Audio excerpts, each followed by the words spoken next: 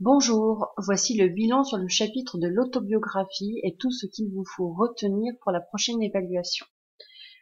D'abord, comment définir l'autobiographie quand vous êtes face à un texte autobiographique?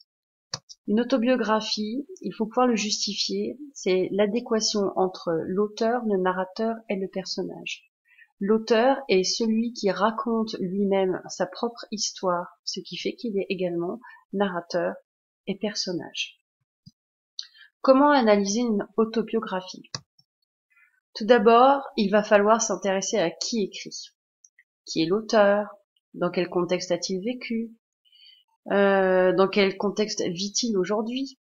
Qui ont été ses amis, les femmes de sa vie ou les hommes de sa vie? Peut-être que ça l'influence pour écrire son autobiographie. Quelles sont ses idées politiques, entre autres, etc., etc.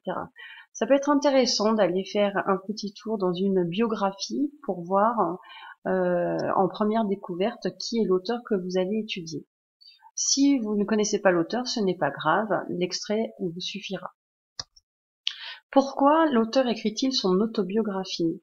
Il peut y avoir des tas de raisons pour lesquelles on se lance dans l'écriture autobiographique, pour lesquelles on se dit qu'il est temps d'écrire sur soi. On peut choisir de raconter simplement sa vie, comme ça, pour des tas de raisons.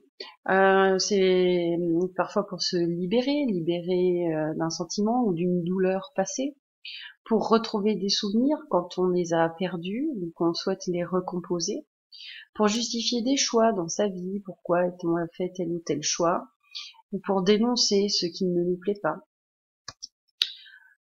Ce qu'il faut également retenir dans l'autobiographie, c'est l'analyse du destinataire. Pour qui l'autobiographie est-elle écrite?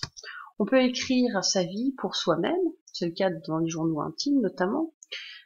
On peut écrire pour un public, pour son public, quand on est une star, c'est pas rare de voir des stars qui publient leur autobiographie. On peut écrire pour ses enfants, par exemple, pour des adversaires qui s'intéresseraient à comprendre nos choix, pour se justifier.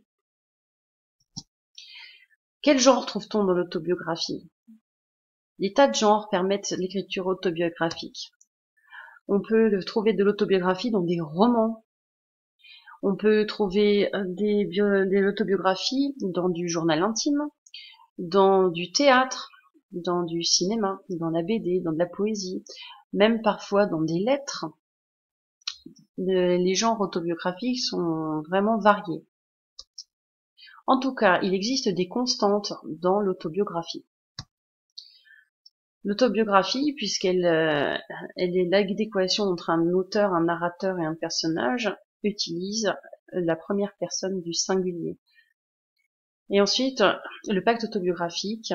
Le pacte autobiographique, qu'est-ce que c'est? C'est quand l'auteur qui écrit une autobiographie s'engage à être sincère. L'autobiographe, il s'engage à ne jamais trahir son lecteur. Il dit la vérité, rien que la vérité. Malgré tout, bien, on ne peut pas être tout à fait sincère, même si on en a vraiment la volonté.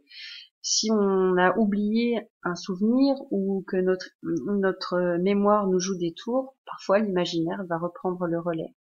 Par ailleurs, le travail de l'autobiographie, c'est un travail d'écriture. Or, le travail de l'écriture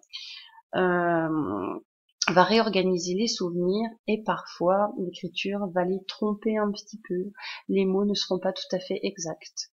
Les mots ne conviendront pas tout à fait. C'est très compliqué d'écrire une autobiographie tout à fait sincère. Voilà pour aujourd'hui. Au revoir.